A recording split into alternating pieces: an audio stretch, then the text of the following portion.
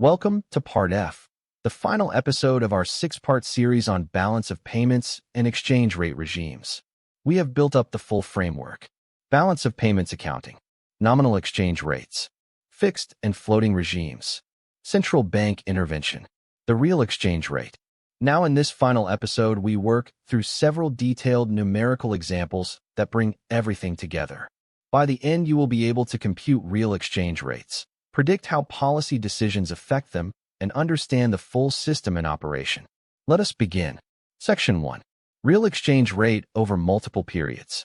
Suppose Israel's nominal rate is 3.5 per dollar at the start of the year.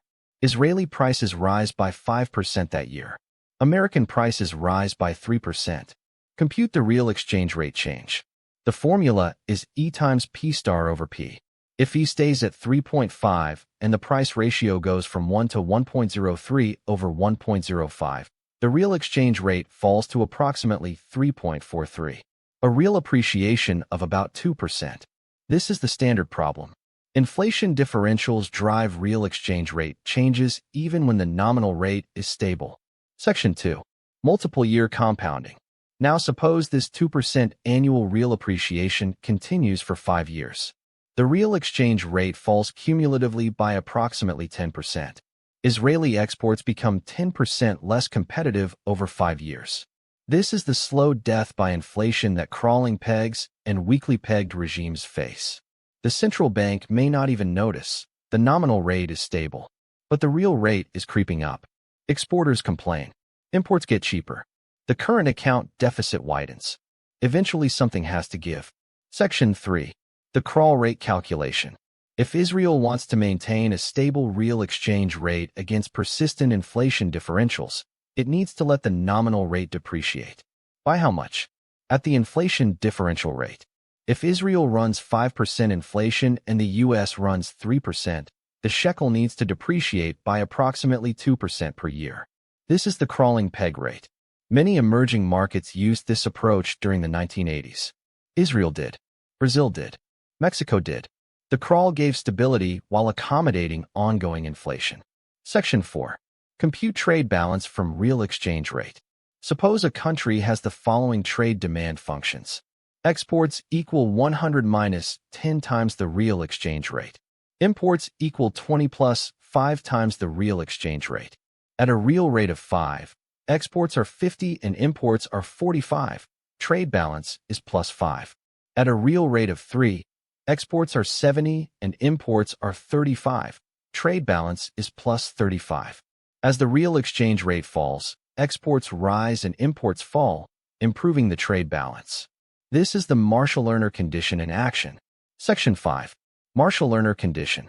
For a real depreciation to actually improve the trade balance, the sum of the price elasticities of exports and imports must be greater than 1. If both elasticities are very low, under half each, then a depreciation can actually worsen the trade balance in the short run. This is called the J-curve effect. In the short run, the volume effect is small, but the price effect makes existing imports more expensive, so the trade balance gets worse. Over time, as the volume of trade adjusts, the trade balance improves. The J-curve is a recurring frustration for policymakers who hope for quick currency-driven recoveries. Section 6. The current account framework. Putting it together, the real exchange rate determines the trade balance. The trade balance is a major component of the current account. The current account, by the BoP identity, must be matched by the financial account. So real exchange rate movements affect global financial flows. A persistently appreciating real exchange rate leads to current account deficits, which require financial account surpluses, net foreign borrowing. If the borrowing is not sustainable, eventually the real exchange rate must adjust. This is the iron logic that ties the whole framework together. Section 7. A worked end-to-end example. Let us tie it all up with a complete example. Israel runs 10% inflation. US runs 3%. Israel maintains a nominal exchange rate of 3.5. 5 years pass. The real exchange rate falls by approximately 26% cumulatively.